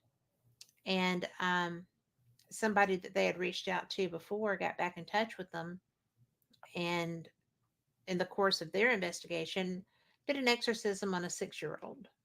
mhm. And I was just like, there wasn't anything like that there. I Yeah, mean, yeah. I mean, yeah. An exorcism or religious cleansing or anything like that is just it's not going to work because, like you said, that's not what it's designed for. It's right, designed to get rid of the enemy of God, right, not something that is created in the image of God, as right. some people might say. So And it's I was so mad though, because I yeah. knew the people, and they were part of a group that was going around a few years ago Mhm. and getting certifications as exorcists. And you probably know the group. But Yeah, I do actually. so I was just like, no. And to come into someone's home and tell them that you need to do an exorcism on their 6 year old is the most irresponsible thing I'd ever heard of at that time of Yeah, anyone doing. or the And exorcism with a girl with autism, like in the case that I dealt with. It's crazy. That is lazy, lazy, lazy, lazy the investigation. autism would be criminal. Oh yeah. That's endangering a child. Yep. And so Well, is the the other, but you couldn't prove that as much as you could with an autistic person right. because they have special rules through, ADA. You can only, I don't even know how an exorcism would come into play there, right? Mhm. But oh my gosh, I just can't even, people that do that, people that go and get an online certification that says they're a demonologist. Do you even know what you're dealing with? I mean, You know, seriously. yeah, exactly. And it's funny because it's like I have known clergy, Yeah. specifically Catholic priests, who have gone through real church Real training. sanctioned Yeah. classes, that they are certified and they are priests. Yeah. Um, you're not all you're doing is you're just learning some garbage, and really in even if these so-called demonologists actually came up against something that was truly inhuman, they wouldn't know how to deal with it. And it's like They would be taking it home with them if they pissed it off. right, and I tell people, it's Hmm. like, why would you go and look for something like that? Like, actively search. You are dealing with something that has infinite knowledge, Yep. immortal existence, Yep. is completely cunning, and will destroy you For fun. for shits and giggles, For fun. for fun. Yes. Why would And you go looking for something like that? not this girl. Nope, Not exactly. even on a bet. Thankfully, I've never come across anything like that, and I probably never will. But it's like you get people, they see a lot of these television shows, and they're like, man, I'm going to go out there and call myself a demonologist, and I'm going to go out there looking for demons. It's like, you know, you're not doing yourself or your loved ones any favors. No, because if that attaches to you and you take it home, your whole family is affected. Mhm.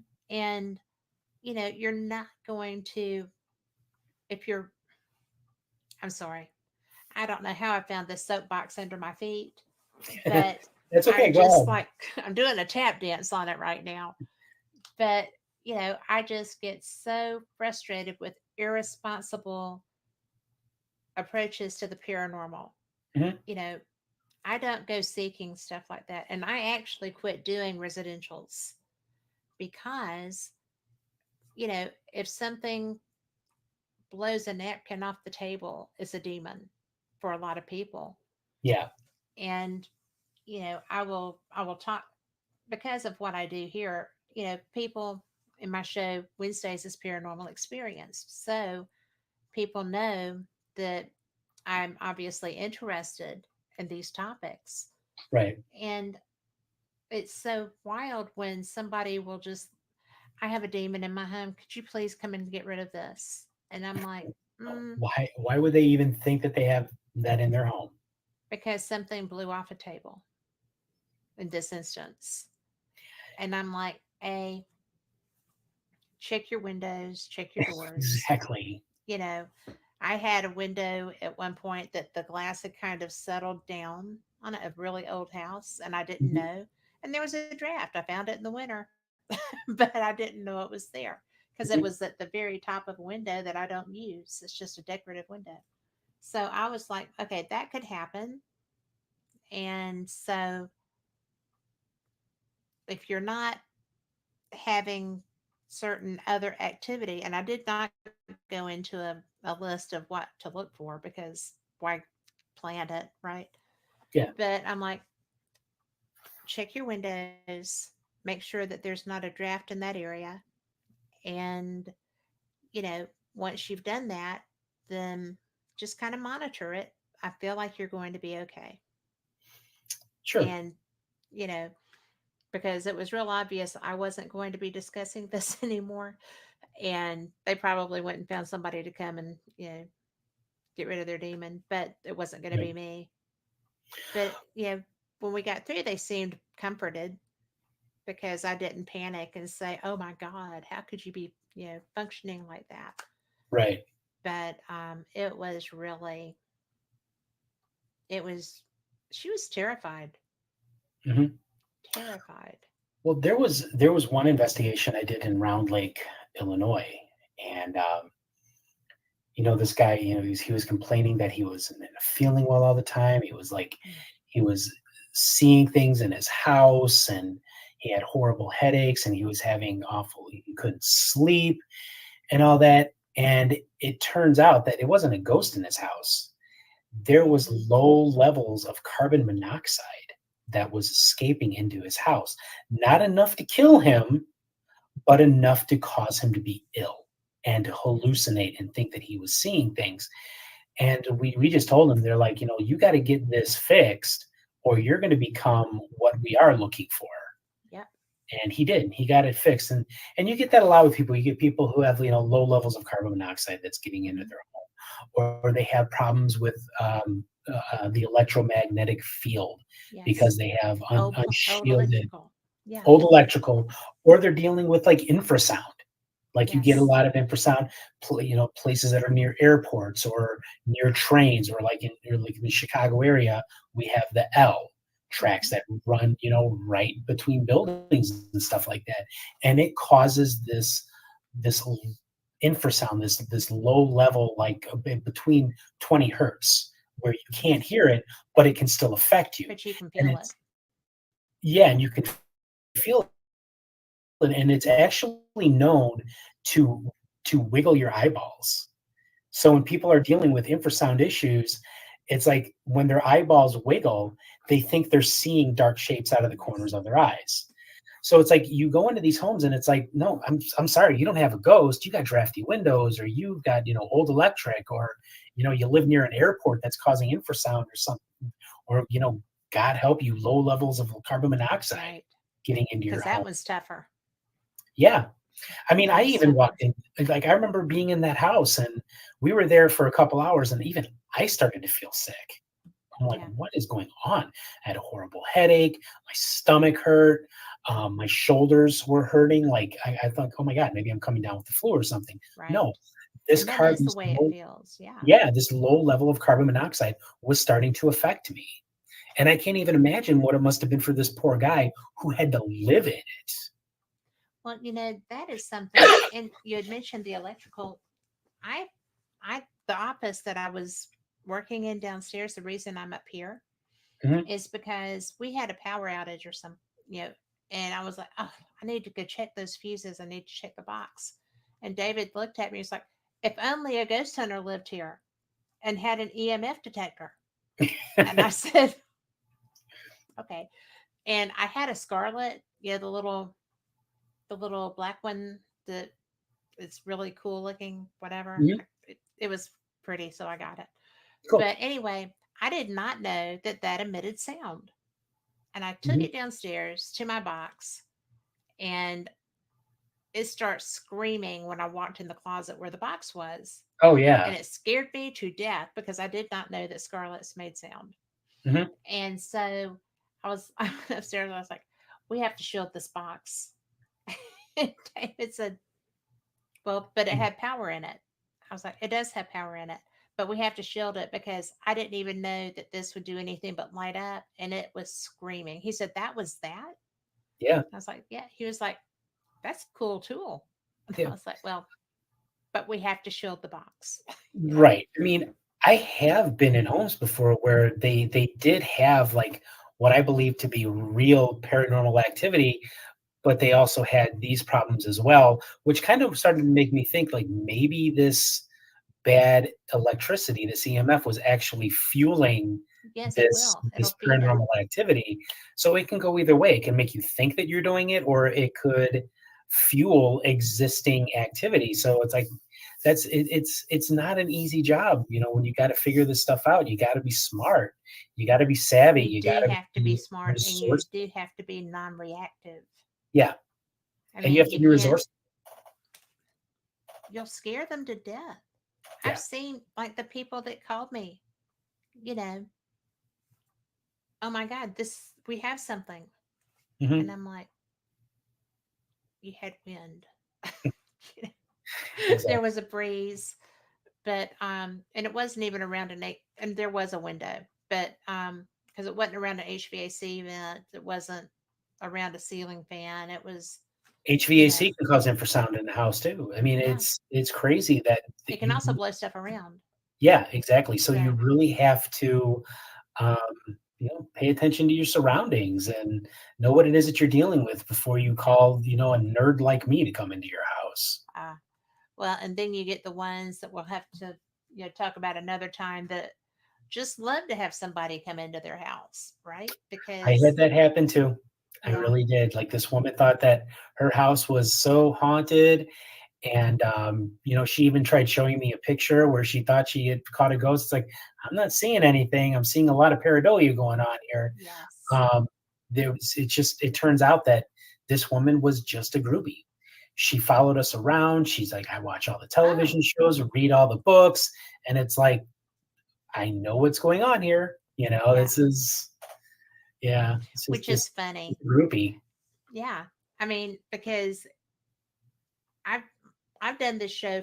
Well, I've done Paranormal Experience for 10 years. Hmm. I've done Fate for 5, and I'm sitting there, and people find out, if it's Fate magazine, they want to talk UFOs. If it's Paranormal Experience, and they because my card has both, Hmm. and they're like, oh, well, I need you to come to my home because, and I'm like, well, let's talk about what's going on. you know, and Yeah, 9 times out of 10, they're just freaking themselves out. But, right. you know, but we are just about out of time. Yes, I see that. And I have enjoyed you so much. Again, thank Thank you. you. Thank you for having me But on. I love Fate magazine. I've loved Fate magazine since I was 9 years old. me too. And I just had my first article printed in one. So Nice. that's Congratulations. thank you. I was very excited. And Phyllis, who owns the magazine, has said, why don't you write for me? I was like, well, I just went to the Winchester house. And she's like, tell me about it. So I just read it out and it's in there. So now I'm, you know, a contributor to Fate. Very But cool. I just got back from Scotland, so I'm going to be doing stuff like that. But you should contribute. I can give you, it's fatemag.com. And for people listening, also, Would if love you have to. experiences that you want to share, please do submit. Okay. We I will think about it. But just, thank you. and it doesn't have to be a book. You can just write an experience or an article about something that fascinates you. That Okay. is, look at what you're doing. And that's paranormal 365, right? Paranormal 360. Paranormal 360. Yeah. paranormal360tv.com.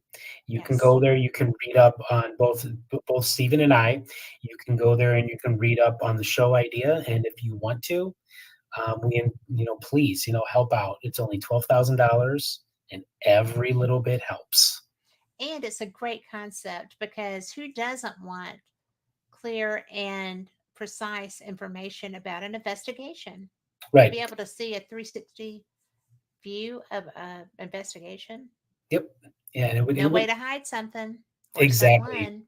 And that's what we're trying to do. We're trying to change the game, but unfortunately, a lot of people they don't want that game changed. But Well, people make a good living with that. yeah, so we're doing what we can. Well, it's like my partner Steven always says, nobody likes their paranormal busted.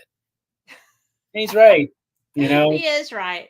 So But I just think that it's so cool that y'all are doing this, and I am going to stay up to date on it. And when you have something going on that's progressing with it, would you please let me know? absolutely, I appreciate that. thank you. And I've got Magic Flies is in the chat, and she says I should contribute. How do they know I haven't? But I will. So I Very cool. think that I hope everybody listening does because I think that this is so worthy. We So, really we really want to bring a much needed change. well, you know what? Change is scary, but it's good. It is. So the Change people is that good are as long as it's probably a little progressive. intimidated are finding it scary, but it is good. Nothing bad can possibly come from this except just more information and more clear investigations. Right. So thank you for being here. Thank you, Kat. And for everyone listening, thank you so much, especially the people in chat. I appreciate the input. And, y'all are the reason that I do these shows. I love what I do. And I'm going to be in Gettysburg this weekend for their Battlefield Bash, and I'm really looking forward to that. So, if you're in that area, come say hey. I'm going to have a table there, I think. And, oh, I'm because I can, I'm going to show you. We were talking about old school, right? Okay. Mhm. Look at this. What? Oh, I love using those. I had one of those go off on me in an old haunted farmhouse. So just ding, I'm like, yes. Yes. Very So cool. I am very, and I'm actually taking some of these with me. Not like mine because I just had to get this one, and I thought, I love this so much that I'm gonna start taking them when I go places. So I wish I'd thought to take it to Scotland, but I didn't. Mhm. So, but anyway, I'm glad that you like them too because I like anything old school that people can't say, "Oh, well, you manipulated that." Well, Right. probably not this. Yep. So, but Exactly. isn't it pretty? I just love it. It's very But pretty. but anyway, thank you again. I'm Thank you. so glad to talk with you, and we will continue this discussion about the Paranormal 360 because I think it's so worthy and I want to help you with that. Thank you. All right. Talk to you soon. Bye. Good night, everyone. Thank y'all for being Good here. night.